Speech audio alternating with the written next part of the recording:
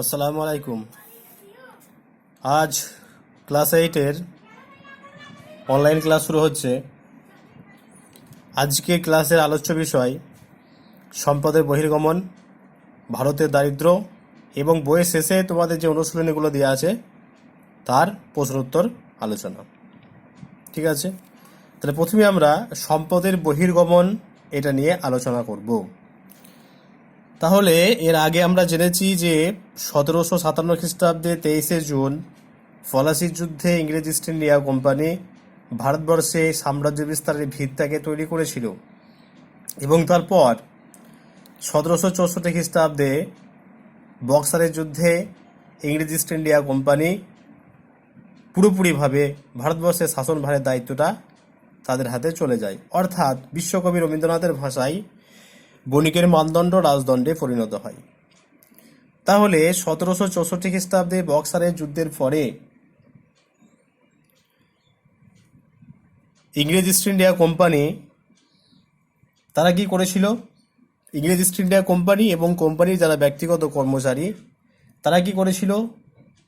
বৈধ এবং অবৈধভাবে ভারতবর্ষের সম্পদকে নিজেদের দেশে নিয়ে চলে যেতে শুরু করেছিল, যাকে এক কথায় বলা হচ্ছে সম্পদের বহির্গমন। তাহলে এই প্রশ্নকে স্পঞ্জ থিওরি বলে একটা থিওরি আছে, স্পঞ্জ থিওরি। তাহলে স্পঞ্জ থিওরি, স্পঞ্জ আমরা দেখি যে স্পঞ্জ কি করে, জল শোষণ করে নাই। তাহলে এখানে জল বলতে ভারতের সম্পদ আর স্পঞ্জ বলতে ইংরেজ ইস্ট ইন্ডিয়া কোম্পানি বা ব্রিটিশ কোম্পানি। তাহলে ব্রিটিশ কোম্পানি কি করতো? তারা ভারতবর্ষের সম্পদগুলোকে স্পঞ্জের মতো শুষে নিত এবং সেগুলো নিজেদের দেশে নিয়ে গিয়ে সেগুলো তারা সেখানে আবার সম্পদটাকে বের করে নিত। অর্থাৎ স্পঞ্জে যেমন জল শুষে নেয়, শুষে নেওয়ার পরে আবার যখন স্পঞ্জকে চাপ দেওয়া হয় তখন জল বেরিয়ে যায়। একই রকমের তারা পদ্ধতি এখানে একরকম পদ্ধতি অনুসরণ করেছিল, যেটাকে আমরা বলছি সম্পদের বহির্গমন বা ড্রেন অফ ওয়েলথ। তাহলে ড্রেনের সাহায্যে যেমন নোংরা জল বেরিয়ে যায়, সেই রকম ভারতবর্ষের সম্পদগুলো ড্রেনের আকারে ইংল্যান্ডে চলে যেতে শুরু করেছিল, যেটাকে আমরা বলছি সম্পদের বহির্গমন। অর্থাৎ এক কথায় ভারতবর্ষের সম্পদ ইংল্যান্ডে চলে যাওয়াকেই বলা হয় সম্পদের বহির্গমন।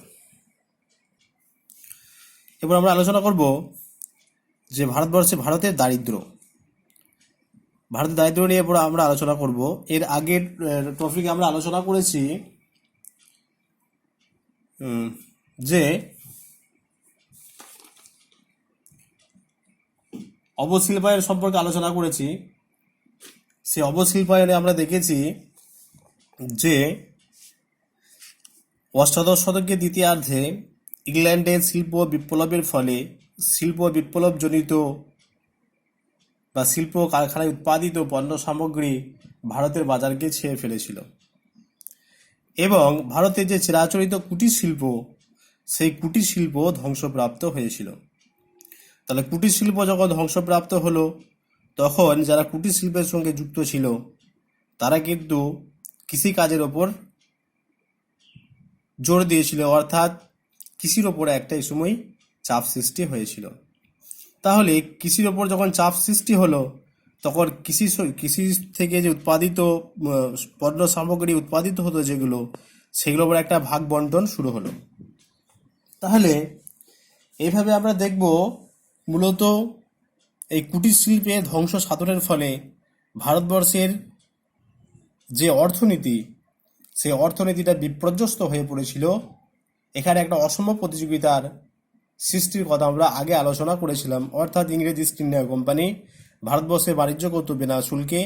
আমাদের দেশীয় যারা তাঁতি বা বণিক তারা কিন্তু ব্যবসা করতো শুল্ক দিয়ে। ফলে এখানে একটা অসম শুল্ক নীতির সৃষ্টি হয়েছিল।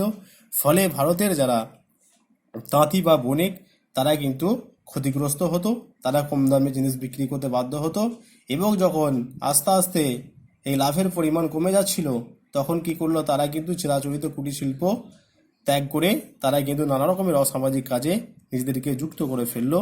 এইভাবে ভারতবর্ষ কিন্তু একটা দারিদ্র দেশে পরিণত হলো, যার মূলে কিন্তু আছে এই ইংরেজ ইস্ট ইন্ডিয়া কোম্পানির শোষণ এবং ভারতের সম্পদ নিজেদের দেশে নিয়ে যাওয়া।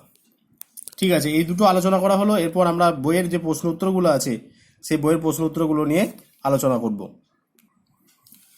দেখো, বইয়ের যে অনুশীলনী তার প্রথমেই আছে যে সঠিক উত্তরটি ঠিক শব্দটি বেছে নিয়ে শূন্যস্থান পূরণ করো। 1 নম্বরে আছে, 1-এর কয়ে আছে চিরস্থায়ী বন্দোবস্ত চালু করেন হেস্টিংস, কর্নওয়ালিস, ডালহৌসি। তাহলে চিরস্থায়ী বন্দোবস্ত চালু করেছিলেন লর্ড কর্নওয়ালিস। সময়কালটা কত? 1793। এটা আমরা আগে আলোচনা করছি। 1793 খ্রিস্টাব্দে লর্ড কর্নওয়ালিস চিরস্থায়ী বন্দোবস্ত চালু করেছিল। নেক্সট আছে যে মহলবাড়ি ব্যবস্থা চালু হয়েছিল বাংলায়, উত্তর ভারতে, দক্ষিণ ভারতে। তাহলে মহলবাড়ি বন্দোবস্ত চালু হয়েছিল কোথায়? না, উত্তর ভারতে। তাহলে দাদন বলতে কি বোঝায়? অগ্রিম অর্থ, আবু আব, বেগাশ্রম। তাহলে দাদন কথার অর্থ হলো অগ্রিম অর্থ। এই দাদন শব্দটা, দাদন কথার অর্থ হলো অগ্রিম অর্থ। এই দাদন শব্দটা কিন্তু মূলত নীল চাষের সঙ্গে যুক্ত ছিল। অর্থাৎ নীল চাষিদের নীল চাষ করার জন্য কোম্পানি তাদের যে অগ্রিম অর্থ দিত সেটাই কিন্তু দাদন নামে পরিচিত। নেক্সট আছে যে ঔপনিবেশিক ভারতে, ঔপনিবেশিক ভারতে প্রথম পাটের কারখানা চালু হয়েছিল কোথায়? হুগলির রিসদা বলে একটা জায়গা আছে, সেই হুগলির রিসদাতে প্রথম ঔপনিবেশিক ভারতে পাটের কারখানা চালু হয়েছিল।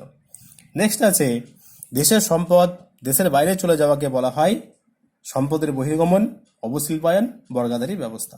তাহলে এটাকে বলা হচ্ছে কি? সম্পদের বহির্গমন। অর্থাৎ দেশের যে সম্পদ, সে দেশের সম্পদ যখন অন্য দেশে চলে যায়, দেশের বাইরে চলে যায়, তখন সেটাকে বলা হয় কি? সম্পদের বহির্গমন। দুই নম্বরে আছে যে নিচের বিবৃতিগুলির কোনটি ঠিক কোনটি ভুল বেছে নাও। 2-এর ক, 1794 খ্রিস্টাব্দে চিরস্থায়ী বন্দোবস্ত চালু হয়। এটা ভুল। কেন ভুল? এটা 1793 হতো। তারপর 2 নম্বরে আছে যে নীল বিদ্রোহ হয়েছিল মাদ্রাজে। এটাও ভুল। কেননা নীল বিদ্রোহ কোথায় হয়েছিল? নীল বিদ্রোহ হয়েছিল বাংলায়। তারপর আছে যে দাক্ষিণাত্যের তুলো চাষের সঙ্গে আমেরিকার গৃহযুদ্ধের বিষয় জড়িত ছিল। হ্যাঁ, এটা সঠিক। দাক্ষিণাত্যের তুলো চাষের সঙ্গে আমেরিকার গৃহযুদ্ধ কিন্তু জড়িত ছিল। নেক্সট আছে যে রেলপথের বিস্তারের মাধ্যমে দেশীয় পণ্যে ভারতের বাজার ছেয়ে গিয়েছিল। এটাও সঠিক।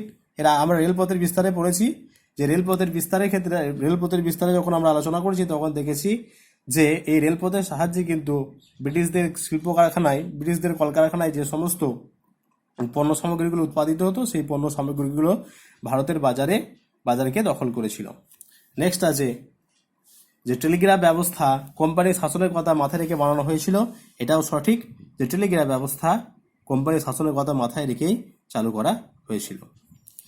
3 থেকে আছে দেখো, অতি সংক্ষেপে উত্তর দাও 30-40টি শব্দে। যে সূর্যাস্ত আইন কি? তাহলে এটা আমরা আগে আলোচনা করেছি, আর একবার আলোচনা করে দিচ্ছি যে 1793 খ্রিস্টাব্দে লর্ড কর্নওয়ালিস যে চিরস্থায়ী বন্দোবস্ত ব্যবস্থা চালু করেছিলেন তার একটা অন্যতম শর্ত ছিল সূর্যাস্ত আইন। এই সূর্যাস্ত আইনে বলা হয়েছিল যে সূর্য অস্ত যাওয়ার আগে দেশীয় জমিদার শ্রেণীকে কোম্পানির যে রাজস্ব বা কোম্পানির যে রাজস্বের হার, সেই রাজস্বের হারটাকে পরিশোধ করতে হতো। অর্থাৎ সূর্য অস্ত যাওয়ার আগে যদি জমিদার শ্রেণী রাজস্ব পরিশোধ করতে না পারতেন তাহলে কিন্তু তার জমিদারিটাকে নিলামে দিয়ে দেওয়া হতো। এই আইন হলো সূর্যাস্ত আইন। সেটা একটা নির্দিষ্ট একটা তারিখের উল্লেখ থাকতো, সেটা 31শে ডিসেম্বর হতে পারে, 1 জানুয়ারি হতে পারে, বা যে কোনো একটা নির্দিষ্ট দিন হতে পারে। সেটা কিন্তু একটা নির্দিষ্ট দিনের কথা বলা থাকতো। নেক্সট আছে যে কৃষির বাণিজ্যিকীকরণ বলতে কি বুঝো?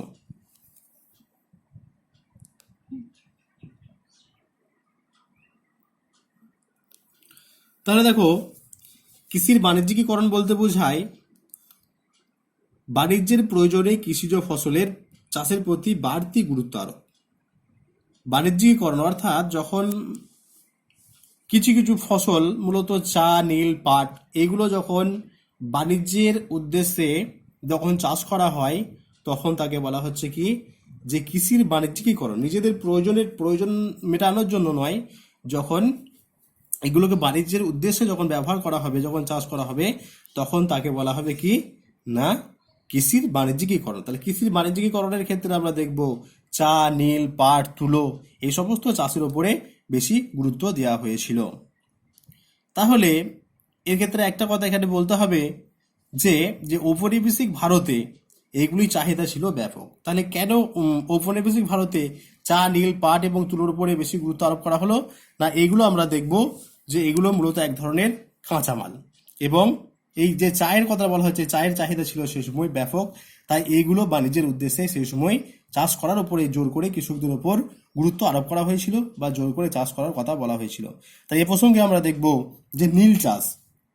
তাহলে বাংলায় নীল চাষ হয়েছিল 1859-60 খ্রিস্টাব্দে, এবং বাংলার যে চাষি তাদেরকে জোর করে নীল চাষ করাতে বাধ্য করা হয়েছিল, যার ফলে বাংলাতে দিগম্বর বিশ্বাস, বিষ্ণুচরণ বিশ্বাস এদের নেতৃত্বে বাংলায় কি হয়েছিল? নীল বিদ্রোহ হয়েছিল, সেটাও কিন্তু কৃষির বাণিজ্যিকরণের একটা ফল আমরা বলতে পারি।